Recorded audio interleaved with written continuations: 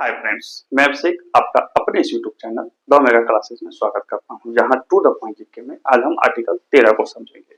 13 को पूरी तरह से समझेंगे और ये बताते चलूंगा कि परीक्षाओं में प्रश्न कैसे पूछे जाते हैं। मैं डरा नहीं रहा हूं, ये प्रश्न नहीं आया तो ऐसा नहीं आएगा, मैं ये बता रहा हूं कि इसको कैसे समझेंगे। याद रखिए, संविधान की बातों को जब आप खंड बाय खंड, शब्द बाय शब्द समझ लेते हैं तो सारी चीजें बहुत अच्छी से दृष्टिगोचर हो जाती हैं। चलिए आइए, आपका समय नष्ट नहीं करते हुए आर्टिकल 13 अनुच्छेद 13 मौलिक अधिकारों के विपरीत कानून लॉज इनकंसिस्टेंट विथ एफआर यानी कि फंडामेंटल राइट्स। देखिए, दो चीजें यहाँ पे मैंने की पॉइंट में रखा है। अमूमन परीक्षाओं में यही पूछा जाता है और यही की पॉइंट को आपको ध्यान रखना है। पहला, इसे मौलिक अधिकारों का सुरक्षा प्रहरी माना जाता है। मौलिक अधिकारों का सुरक्षा प्रहरी। अब आपसे एकदम सीधा सवाल ही करेगा कि निम्न में से कौन सा अनुच्छेद को मौलिक अधिकारों का सुरक्षा प्रहरी कहा जाता है? तो आर्टिकल 13। गेटवे किसे कहा जाता है? तो आर्टिकल 13 को। स्कैनर किसे कहा जाता है? तो आर्टिकल 13 को। आर्टिकल 13 ही वह स्कैनर है जहां पे सुप्रीम कोर्ट सब कानून को देखता है कि स्कैन करके कि क्या मौलिक अधिकारों को प्रभावित करता है या नहीं करता है। याद रखिए, आर्टिकल 13 बहुत व्यापक है और इसमें जो व्यापकता का सिद्धांत सुप्रीम कोर्ट ने दिया है या विभिन्न न्यायालय ने दिया है, वो धीरे धीरे करके दिया है, एक बार में नहीं आया। हालांकि मैं उन केसों में नहीं जाऊंगा, मैं सीधे सीधे आपको बता रहा हूं परीक्षाओं में कैसे आता है। राज्य द्वारा बनाया कोई कानून मौलिक अधिकार का उल्लंघन करता है तो वह अवैध यानी कि वाइड हो जाएगा। अब यहाँ पे राज्य क्या है? तो राज्य के लिए हमने अलग वीडियो बनाया है, अनुच्छेद 12 या लिखा हुआ भी रहता है, परीक्षा में आपसे पूछेगा भी कि मौलिक अनुच्छेद 13 कहता है कि राज्य द्वारा बनाया गया कोई भी कानून मौलिक अधिकारों का उल्लंघन करता है तो अवैध हो जाएगा। अब बताएं कि राज्य का परिभाषा कहां दिया गया? अनुच्छेद 12। और इसमें भी लिखा हुआ है कि राज्य का मतलब वही माना जाएगा जिसकी परिभाषा अनुच्छेद 12 में दी हुई है।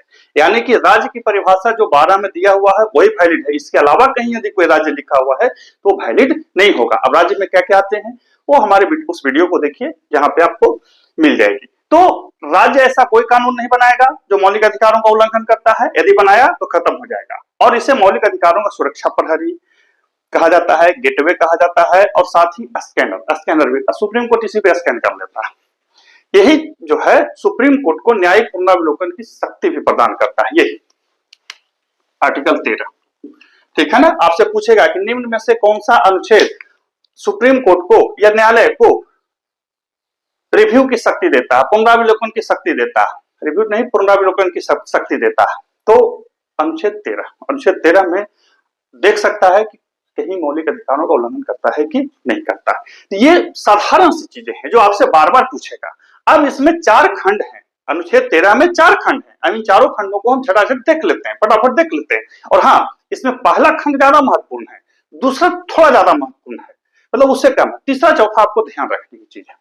अब देखिए, यहाँ पे कंफ्यूजन करता है तो हमने कंफ्यूजन को हटाने के लिए सीधा सीधा मोटे अक्षरों में लिख दिया। अनुच्छेद 13 का एक क्या कहता है? संविधान लागू होने से पूर्व के सभी कानून उस मात्रा तक, देखिए यहां पर लिखा है हमने, उस मात्रा तक सुन होंगे जहां तक यह मौलिक अधिकार का उल्लंघन करते हैं। अब इसको ऐसे समझिए कि संविधान लागू होने से पूर्व 20 को कानून था, जिस वजह से 2 कानून जो है वो मौलिक अधिकार का उल्लंघन करता है। तो ये 2 कानून ही झप जाएंगे और बाकी कानून लागू रहेंगे। अब कैसे, सो समझिए। मान के चलिए कि 1932 में, 35 में, 40 में, किसी भी समय में भारत सरकार ने, तत्कालीन भारत सरकार ने कोई कानून बनाया जिसमें 12 अनुच्छेद हैं। अब उन 12 अनुच्छेदों को जब संविधान लागू हो गया, 1950 लागू हो गया, तो वहां पे देखा जाएगा कि वो 12वां अनुच्छेद जो है, उन 12वां अनुच्छेद में कौन कौन सा अनुच्छेद मौलिक अधिकारों को उल्लंघित करता है। यदि उनमें से पाया गया कि 2 जो कानून है वो मौलिक अधिकारों का उल्लंघन करते हैं, तो माना जाएगा कि वो दोनों कानून वैध नहीं होंगे, बाकी 10 जो कानून होंगे वो वैध होंगे। इसे विभाज्यता का सिद्धांत कहा जाता है, डॉक्ट्रिन ऑफ सेवरेबिलिटी कहा जाता है। ठीक है, हमने लिख दिया और यही 2 सिद्धांत दिया भी है। सुप्रीम कोर्ट ने अनुच्छेद 13 के विभिन्न मामलों में 2 प्रकार का सिद्धांत दिया गया है, पहला ग्रहण का सिद्धांत और दूसरा विभाज्यता का सिद्धांत, डॉक्ट्रिन ऑफ स्क्लेप्स और डॉक्ट्रिन ऑफ सेवरेबिलिटी। यानी कि ये भी आपसे पूछेगा कि ग्रहण का सिद्धांत क्या कहते हैं, माननीय सुप्रीम कोर्ट ने किस अनुच्छेद के तहत विकसित किया? अनुच्छेद 13 के तहत। ऐसे तो बहुत तरह के प्रश्न पूछे जाते हैं, लेकिन मैं इन दोनों को भी डिटेल में आपको बता दूंगा। तो सबसे पहले यहाँ देखिए, संविधान लागू होने से पूर्व के सभी कानून उस मात्रा तक ही, याद रखिए, पूरा कानून खत्म नहीं होगा, 12वां अनुच्छेद खत्म नहीं होगा, उस मात्रा तक खत्म होगा जहां तक वो प्रभावित करते हैं। इसको क्या कहा जाएगा? ग्रहण ही कहा जाएगा, वहीं तक रहेगा। जैसे सूर्य ग्रहण होता है, चंद्र ग्रहण होता है, इसलिए यहाँ पे शब्द भी ग्रहण वाला ही लिया गया है ना। क्लेप्स किया गया यानी कि ग्रहित किया गया। तो आपसे पूछेगा कि ग्रहण का सिद्धांत के तहत कितने कानून अवैध होंगे, तो याद रखिएगा उतने ही कानून अवैध होंगे जहां तक वो मौलिक अधिकारों का उल्लंघन करते हैं। अब इसे यानी कि जो परिभाषित किया गया, इसे ग्रहण का सिद्धांत कहते हैं। खत्म नहीं होते परंतु छिप जाते हैं, यानी कि खत्म अनुच्छेद 13 के 1 के अधीन पुराने जो भी कानून होते हैं वो खत्म नहीं होते हैं, छिप जाते हैं। और इस ग्रहण के सिद्धांत को न्यायालय ने भीखाजी बनाम मध्य प्रदेश राज्यवाद में जोड़ा था। हालांकि ये मैंने एक्स्ट्रा बता दिया, इसको इसलिए बता दिया ताकि ध्यान रहे। 50 के दशक में एक कानून आ गया था, कोर्ट में केस चला गया था कि देखिए ये पुराना कानून है, इसको क्या कैसे माना जाए। तो सुप्रीम कोर्ट ने कहा कि देखिए यदि हम सारे पुराने कानून को अवैध करेंगे तो नया बैठ के बहुत बनाना पड़ेगा, उतना अभी जरूरत नहीं है। जरूरत है कि हम वहीं तक कंसीडर करेंगे, हम वहीं तक मानेंगे जहां तक वो मौलिक अधिकारों को उल्लंघित नहीं करता है। यदि मौलिक अधिकारों को उल्लंघित नहीं करता है तो कानून सही है, और यदि करता है तो वो गलत। ठीक है, इसलिए देखिएगा कि भारत में आज भी बहुत सारे कानून पुराने कानून ही हैं। तो ध्यान रखेंगे ग्रहण का सिद्धांत और विभाज्यता का सिद्धांत, ये दो सिद्धांत आपसे पूछेगा, बार बार पूछता है। ठीक है, ये दो पॉइंट आप ध्यान रखेंगे। 13 का एक संविधान पूर्व के कानूनों से संबंधित है, यानी कि वह वहीं तक इनवैलिड होगा जहां तक वो मौलिक अधिकारों को प्रभावित करता है। अब देखते हैं अनुच्छेद 13 के 2-3 को फटाफट। अब फटाफट आगे की चीजों को देख लेते हैं। फटाफट क्यों? क्योंकि जो महत्वपूर्ण चीजें थी वो हमने आपको बता दिया। अब यहाँ पे उन चीजों को भी देख लेते हैं जिनसे प्रश्न प्रायः पूछे जाते हैं। 13 का एक हमने देखा, अब यहाँ पे 13 का 2 आता है। 13 का एक जो था पहले के कानून था, 1950 से पहले का कानून। अब 13 का 2 है बाद का कानून। 13 का 2 कहता है कि राज्य द्वारा बनाया गया कानून, राज्य वैसा कानून नहीं बनाएगा जो मौलिक अधिकारों का उल्लंघन करता हो, छीनता हो या सीमित करता हो। राज्य वैसा कोई कानून नहीं बनाएगा जो मौलिक अधिकारों को छीनता हो या सीमित करता हो, और इस प्रकार के कानून प्रारंभ से ही अवैध हो जाएंगे। इस प्रकार के कानून प्रारंभ से ही अवैध हो जाएंगे। लेकिन परीक्षा में आपसे पूछेगा कि कोई ऐसा कानून बना जो मौलिक अधिकारों का उल्लंघन करता था, या कोई ऐसा अध्यादेश था जो मौलिक अधिकारों का उल्लंघन करता था, अधिकारी ने उस काम को कर दिया। अब जवाबदेही किसकी होगी?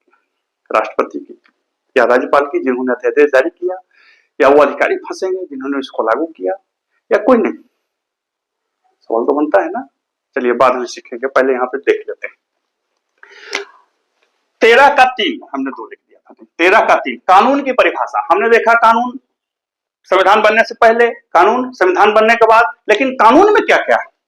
तो कानून में है भैया अधिनियम यानी कि एक्ट, कोई भी एक्ट, अध्यादेश, कोई भी अध्यादेश, कोई भी नियम, रूल्स, कोई भी विनिमय यानी कि रेगुलेशन, और कोई भी उप विधियां यानी कि बाई लॉज, यानी कि हर प्रकार का विधिक आदेश इसमें शामिल है। अनुच्छेद 13 के अनुसार कानून में क्या शामिल है? तो हर प्रकार का विधिक आदेश। विधिक आदेश मतलब जो विधि के अधीन दिया गया आदेश है, अन्य कोई आदेश नहीं, विधि के अधीन दिया गया। अब विधि कैसी? जो विधि का पालन करे। भारतीय संविधान में ही है कानून जो कानून सम्मत हो, बहुत बड़ा चीज है। कानून जो कानून के सम्मत हो, ये बहुत ही व्यापक चीज होती है, बहुत व्यापक परिभाषा है। जब आप पढ़िएगा ना तो पढ़ेंगे, इंग्लैंड के एक विद्वान थे, नाम नहीं बताऊंगा अभी, उन्होंने ही इस चीज को बोला था कि नहीं, विधि भी विधि के अधीन होना चाहिए, यानी कि कानून बनने की प्रक्रिया जो है वो भी कानूनी के अधीन होनी चाहिए। ऐसा नहीं कि मनमाना कोई नहीं बना सकता या मनमाना तरीकों से नहीं बना सकता। हमारे संविधान में वही चीज है, इसलिए वहां पे क्या लिखा गया? विधिक आदेश। ठीक है, अब है 13 का 4। 13 का 4 जो है 24वां संविधान संशोधन 1971 में जोड़ा गया। 13 का 4 कब जोड़ा गया? यहीं से पूछेगा कि 24वां संविधान संशोधन 1971 में जोड़ा गया। क्या जोड़ा गया? तो जोड़ा कि संविधान संशोधन की शक्ति, यानी कि संसद को जो संविधान संशोधन की शक्ति यानी कि 368 को अनुच्छेद 13 के तहत कानून नहीं माना जाएगा। सवाल आपसे पूछेगा कि क्या अनुच्छेद 368 13 के तहत कानून में आता है? तो नहीं आता है। किस अमेंडमेंट के तहत नहीं आता है? तो 24वां संविधान संशोधन 1971 के तहत सब इसको जोड़ दिया गया। लेकिन कहा क्या गया? कहा गया कि संसद पर कोई शक्ति नहीं है कि कोई उसको निर्देशित करे या रोके कि वो क्या कानून बनाएगा। यानी कि संसद इन सब चीजों से परे है कि वो कैसा, किस प्रकार से, कब कानून बनाए, लेकिन वो विधि के अधीन ही बनाएगा। यानी कि संसद सुप्रीम हो गया।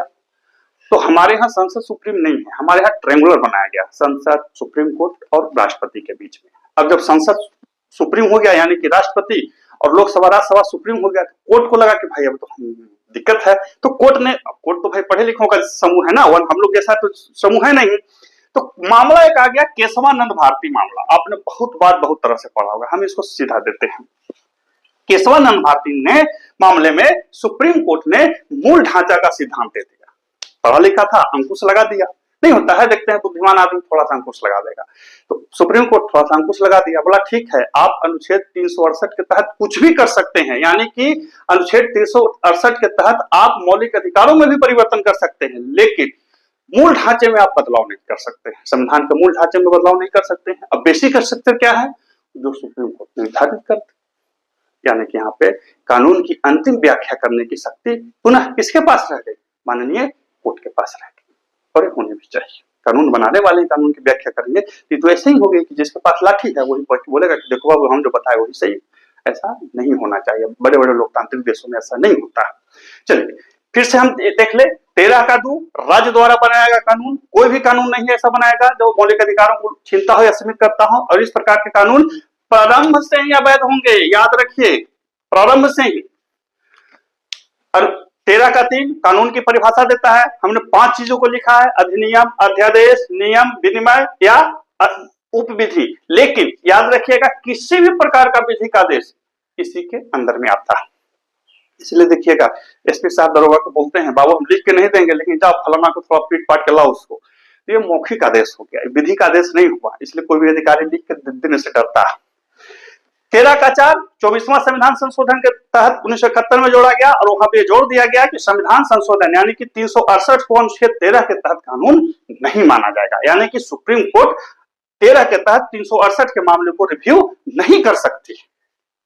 यानी कि सुप्रीम कोर्ट ने अपने को, संसद ने अपने को सुप्रीम घोषित किया। तो हमने बोला कि तो पढ़े लिखों का जमात है। केशवानंद मामले में सुप्रीम कोर्ट ने बोला कि ठीक है आप सही हैं, लेकिन मूल ढांचे में परिवर्तन नहीं कर सकते, बेसिक स्ट्रक्चर को नहीं बदल सकते।